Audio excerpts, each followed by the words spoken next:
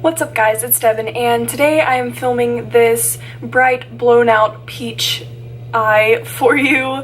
Don't really know how to describe this. I guess I'll probably figure it out before I upload this video. Before we jump into it, I just wanted to address a few elephants in the room. So I moved, I'm now in an apartment, and this is going to be the background that you're going to see until either I figure out how to hang a backdrop in here or until further notice. The next issue at hand is I haven't filmed in like 3 weeks and I'm really sorry, but like I said, I did just move, so I've been getting settled in, trying to get everything situated, and I think I'm finally ready to get back into a routine, so hopefully there will be more videos coming your way pretty soon. That's all I have to say, so let's jump into the tutorial. I'm going to start out by priming my eyes using the Urban Decay Primer Potion. This is going to make sure that the eyeshadows are vibrant and last all day without creasing, and then I'm going to blend that out with a flat foundation brush.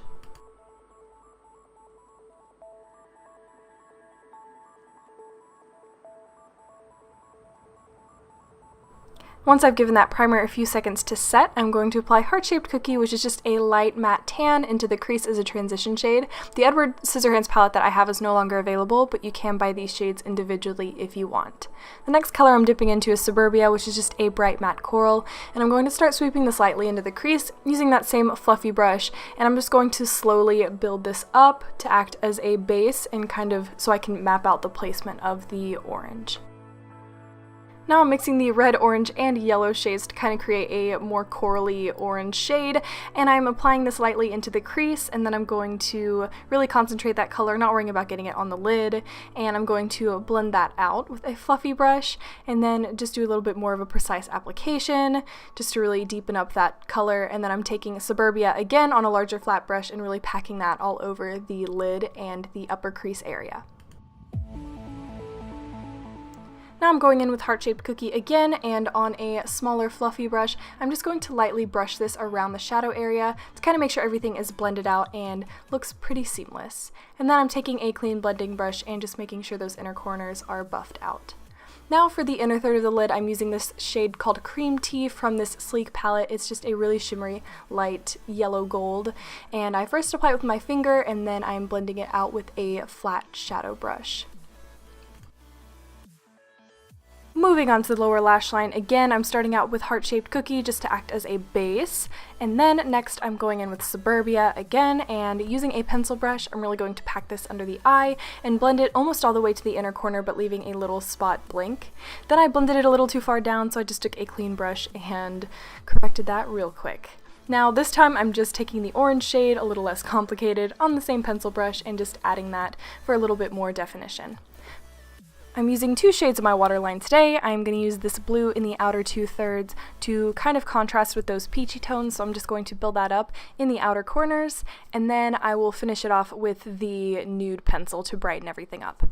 Now I'm doing a very thin liner using my liquid liner, and that's pretty basic, just a very thin wing, nothing too distracting, but I definitely needed something to kind of balance out the look.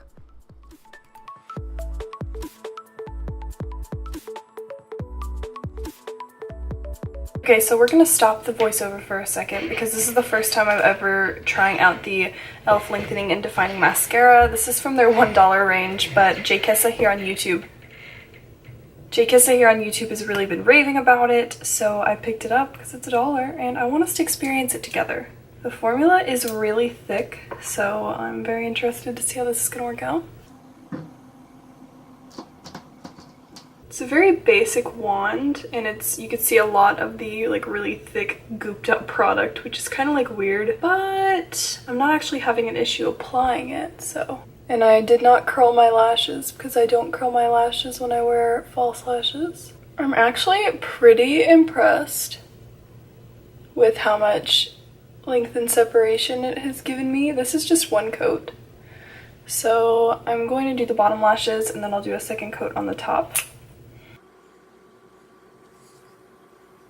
I wonder if the formula is supposed to be this thick or if mine is like old. I mean, it costs $1, so I could always just buy another one and find out. I'm actually really impressed, so Now back to the tutorial. I'm just popping Ice Angel, which is just a white with a blue shimmer on the inner corner to really add a little bit more of that blue pop to the look. The lashes that I'm using today I am so excited about because these remind me so much of the Cocoa Lash in Misha, which is like my favorite lash of all time. These are Salon Perfect lashes in the style 615, and I got this variety pack or multi-pack for like $9, which is pretty cheap per lash, so I was into it. Now that those are applied, I'm going to move on to the face. I'm layering blushes today, so the first blush is this Kat Von D Bellissima blush, and I like to use this as a base, and then I'm going to add a little bit of Milani Luminoso on top, which is the perfect peach, but I do feel like it pulls a little too orange on me by itself, which is why I use it as a blush topper. Then I'm going to contour my cheekbones using the e.l.f. contouring palette, and then I'm also going to go along the jawline as well. Now I'm highlighting with a classic here, MAC Soft and Gentle, the most perfect shimmery champagne, and I'm going to of course highlight my cheekbones as well as my nose and my cupid's bow. For the lips, I'm using a peachy matte nude, and this is from the Urban Decay Revolution lipstick line, which was discontinued, but they did reformulate all of the colors into their Vice collection, so you can still get Stark Naked just in the Vice formula rather than the Revolution lipstick formula.